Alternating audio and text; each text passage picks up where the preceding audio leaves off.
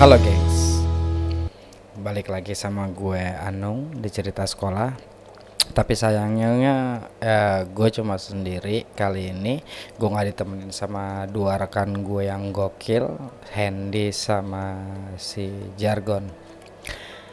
Ya sebenarnya gue juga mau mewakili teman-teman. Gue minta maaf karena untuk beberapa saat kemarin produksi kita untuk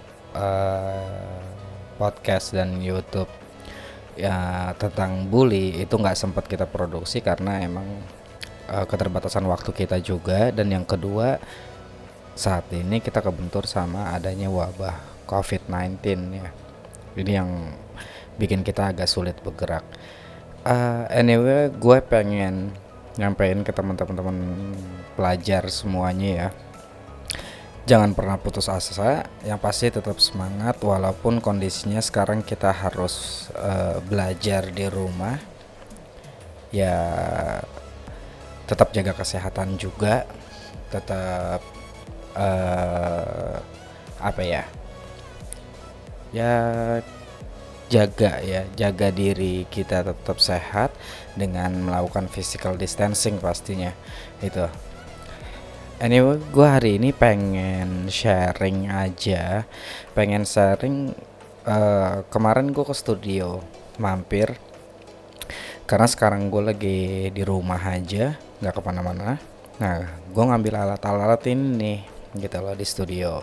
Gue datang ke studio, gue balik, kan udah agak malam ya. Akhirnya gue sempat melipir sebentar buat makan malam ceritanya. Jadi gue pesen nasi goreng. Nah, pas gue mau makan ya nasi goreng gue datang, itu gue mau ngambil sendok kan. Gue mau ngambil sendok, itu gue nggak jadi. Akhirnya gue minta air sedikit gitu sama abangnya. Bang, gue minta air dong, gue bilang gitu. Terus gue cuci tangan, gue juga bawa hand sanitizer kan, gitu gue pakai, dan gue makan nasi goreng itu pakai tangan. Nah, yang mau gue share kali ini adalah kenapa gue harus makan pakai tangan, gitu. Nah, pada saat gue mau ngambil sendok, itu gue kepikiran, ya, gue kepikiran ini kan sendok yang biasa disediain di meja ya. Disediain di meja itu kan pasti bergantian tuh makainya. Abis ya gue nggak tahu siapa aja yang udah pernah makan di situ kan. Dan apa namanya? Ya kita juga nggak tahu orang ini sehat atau enggak. Dia pernah membawa dia apa sih? Udah terpapar virus atau belum? Nah, pada saat sendok itu masuk mulut ke dia dan dicucinya kurang bersih, nah ini kan jadi resiko ya buat kita ya. Nah, gue tiba-tiba aja tuh kepikiran itu, akhirnya gue nggak jadi pakai beli sendok itu.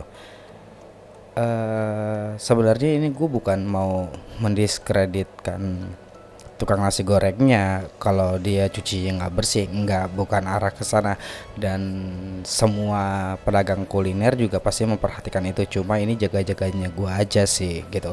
Dalam artian gue lebih mau ngejaga safety-nya gue, biar gue tetap aman dan gue tetap sehat. Akhirnya gue mengurungkan niat untuk menggunakan alat makan yang disediakan di sana.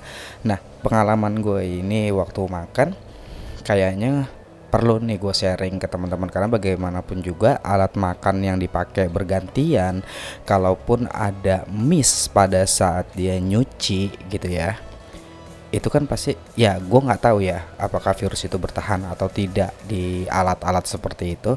Tapi ya namanya lagi apes kan kita nggak tahu ya.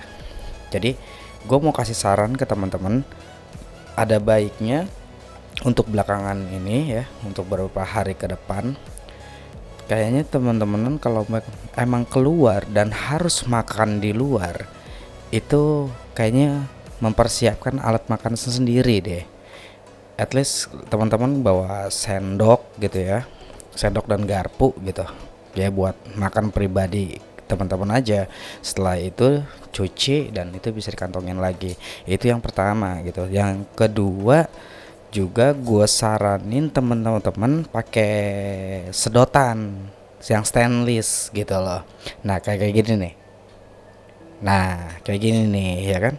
Gue selalu kemana-mana sekarang bawa ini karena kita juga kan mau apa ya, mengurangi sampah plastik dari sedotan yang sekali pakai kan. Nah jadi gue selalu bawa ini.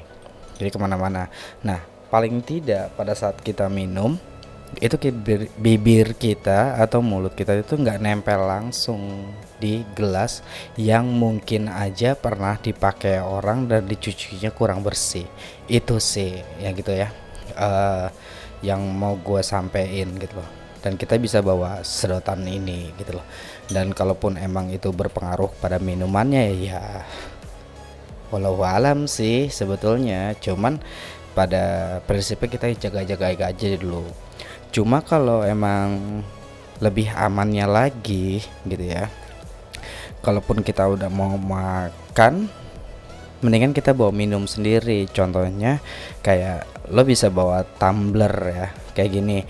Gue juga sekarang kemana-mana gue bawa tumbler kayak gini, karena ini bisa bawa minuman gue panas maupun dingin. Gue bukan promosi tumblernya, tapi ini emang gue biasa bawa aja gitu loh kayak gini. Paling nggak itu aja sih. Jadi air minum kita ya udah kita bawa sendiri dan alatnya udah pasti kita punya dan kita tahu kalau ini bersih. Paling gitu sih. Jadi menurut gue ini penting gue share karena kita nggak tahu di luaran sana, atau mungkin kalau lo orang kan teman pelajaran pasti kan standby di rumah ya karena sekolah udah liburin semua. Cuma kalau kita punya bokap yang masih harus kerja ya at least bisa diingatkan gitu loh, atau kita punya abang kakak gitu yang masih harus beraktivitas di luar dan dia harus makan di tempat umum, at least dikasih reminder aja ke mereka, mendingan minimal gitu ya bawa alat makan sendiri gitu loh ya. Itu aja sih yang mau gue sharing hari ini, dan gue juga minta maaf sebelumnya video ini atau podcast yang gue keluarin kali ini tidak sama sekali untuk mendiskreditkan para penjual makanan atau para pedagang makanan di luar sana yang masih aktif ya. Enggak, sama sekali enggak gitu. Mungkin kalau gue boleh saran juga sama para pedagang makanan untuk saat ini ya, mungkin bisa alat makannya itu diganti pakai alat makan yang sekali pakai. Misalnya pakai sendoknya tapi plastik, jadi habis makan dibuang, sehingga itu nggak dipakai bergantian gitu kan. Nah ini mungkin lebih menekan apa ya, resiko penyebaran COVID-19 itu sendiri sih kalau menurut gue. Atau piringnya yang dari apa ya, styrofoam lah ya, dialasin pakai kertas nasi gitu kan. Nah itu bisa dipakai dan itu sekali pakai dibuang, jadi tidak bergantian orang menggunakannya. Kalau itu pun kalau mau dipakai memang akan lebih banyak makan biaya ya, itu kan tergantung dari orangnya ya. Kita naikin harga sedikit untuk membeli alat gitu, tapi kesehatan para pelanggan itu terjamin gitu loh. Kalau menurut gue sih itu. Oke. Jadi mungkin itu aja saran dari gue. Semoga bermanfaat untuk kesehatan kita sendiri maupun untuk orang di sekitar kita, di lingkungan kita. Mungkin itu. Oke. Yang pasti gue berharap teman-teman tetap ikutin apa ya ya akun kita di Cerita Sekolah, baik di YouTube-nya, di Spotify-nya podcast kita, maupun Instagram kita. Jadi kita tetap bisa in touch dalam kondisi kayak gini. Mungkin ke depannya juga gua akan bikin beberapa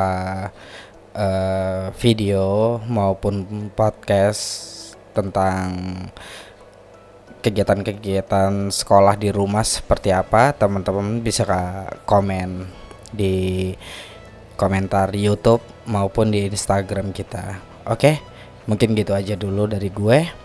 Salam dari teman-teman juga, dari Handy dan Jargon yang hari ini nggak bisa gabung ya. Jadi gue cuma sendiri. Yang pasti pesan kita selalu di setiap akhir episode buat teman-teman, jangan pernah duduk di toilet jongkok. Salam cerita sekolah. Siap.